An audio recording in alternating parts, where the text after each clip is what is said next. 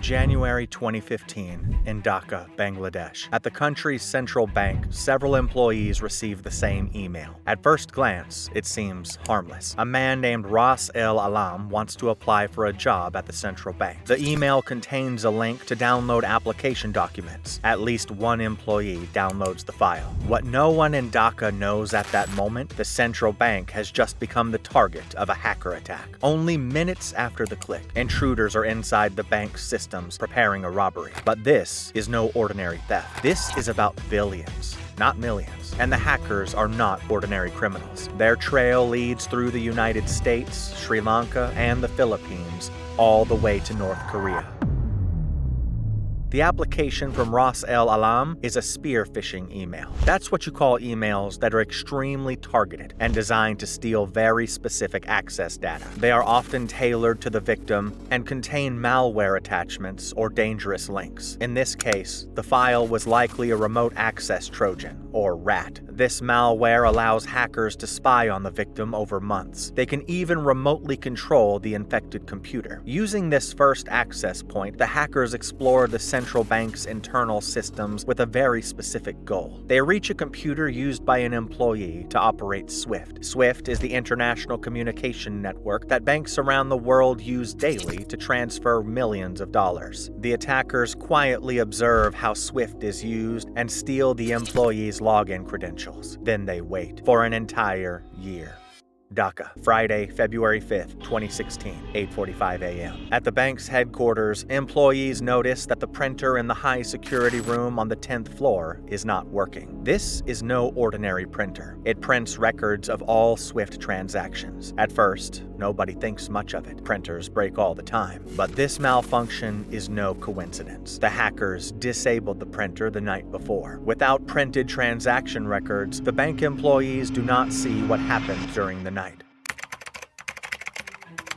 After disabling the printer, the hackers strike. They use stolen SWIFT credentials to send payment orders to the Federal Reserve Bank in New York, the central bank of the United States. Bangladesh's central bank holds an account there. Because of the time difference, the New York bank receives 35 transfer requests on Thursday morning. If executed, they would drain almost the entire account of Bangladesh's central bank. A total of $951 million is supposed to be sent to various recipients. Transfers of this size are not unusual for the Federal Reserve, but these 35 requests are strange. Normally, Bangladesh does not send so many transactions at once. The requests also contain formal errors, and the recipients seem unusual. The Federal Reserve rejects the requests, so the hackers simply correct the formal mistakes and resend all 35 transfer orders. The Federal Reserve still has questions about some of the strange requests and tries to contact the central bank in Bangladesh through the SWIFT system, but by then, it is already night in Bangladesh.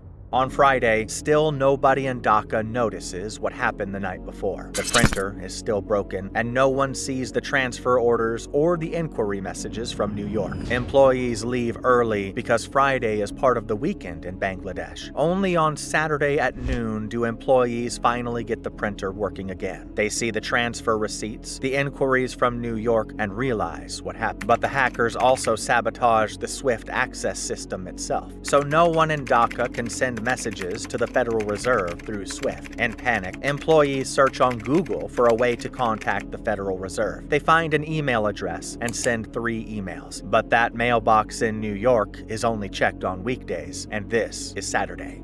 None of this is coincidence. The hackers planned the entire operation in detail. They used both the time zone difference and different weekend days to their advantage. This is a common tactic in major cyber attacks. At night and on holidays, fewer people are working, so attacks can go unnoticed longer. But that's not all. The Federal Reserve was supposed to send money to 4 accounts in Manila in the Philippines. Those accounts had been opened a year earlier using fake identities. But why the Philippines? Philippines. Monday, February 8, 2016, 4 days after the attack, is Chinese New Year, a national holiday there. This gives the hackers a 5-day window to make the stolen money disappear. They almost succeed in stealing $1 billion, but a tiny, absurd detail stops most of the transfers. At the Federal Reserve, employees check incoming transactions for formal correctness and swift authentication. Everything looks valid in the second attempt. They also check whether payments violate U.S. sanctions or anti-money laundering regulations. If nothing is suspicious, the payment is automatically approved. The recipient bank in Manila is located on Jupiter Street. Some transactions include the address, and therefore the word Jupiter. At the Federal Reserve, that word raises alarms. Jupiter is the name of an Iranian oil tanker that is under U.S. sanctions. Because of this, the Federal Reserve blocks 30 of the 35 transactions for further review, but 5 transactions go through. A total of $101 million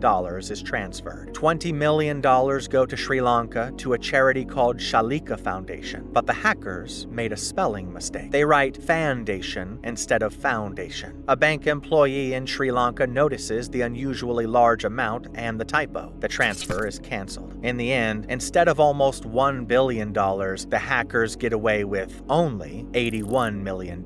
At first, Bangladesh's central bank tries to hide the theft, hoping to recover the money quietly. Investigators trace the money trails. $31 million were allegedly withdrawn in cash in Manila by a Chinese man named Xiao Guang in $100 bills. That is about 300 kilograms of cash. He supposedly left the city by private jet and was never seen again. The remaining $50 million appear shortly after in 2 casinos in Manila, the Solitaire Casino and the Midas Casino. Casinos are ideal for money laundering. Once money is converted into casino chips and then back into cash, tracing it becomes nearly impossible. That is exactly what accomplices of the hacker group do. For weeks, they organize gambling sessions, even renting private rooms in the casinos. They play Baccarat, a simple card game popular in Asia. It is perfect for money laundering, because with careful play, you lose very little and can cash out almost the entire amount. Besides Manila, investigators also find money trails leading to Macau. Macau, a Chinese special administrative region, is famous for large-scale gambling. Several accomplices who organized games in Manila have connections to Macau. Investigators suspect the money ultimately ended up there. But why Macau? Macau is not only known for gambling, but also for its connections to North Korea. It is very likely that the money was ultimately transferred to North Korea. And that would make sense, because behind this massive bank robbery is most likely the Lazarus Group. The Lazarus Group is a notorious hacking organization believed to be linked to North Korea's intelligence services. Their main goal is to generate money for the North Korean regime. They are believed to have stolen at least $1 billion for the dictatorship. The FBI was able to show through various email addresses that Park Jin-hyuk, a key figure in Lazarus, was apparently involved in the Bangladesh bank heist. You might recognize his name from the Sony Pictures hack. He was also allegedly involved in attacks on WannaCry. Today, Lazarus is considered one of the most dangerous hacker groups in the world. The attack on Bangladesh's central bank is an unbelievable story. It shows what North Korean hackers are capable of. A country with very limited digital infrastructure manages to break into systems of powerful global institutions. Only a bizarre coincidence prevented enormous financial damage. This attack was definitely a wake-up call for the IT security of central banks worldwide, and Lazarus is still active today. In March 2022, the Ronin blockchain of the game Axie Infinity was hacked. $620 million were stolen, the largest crypto theft in history. And yes, you can guess whose traces were found at the crime scene.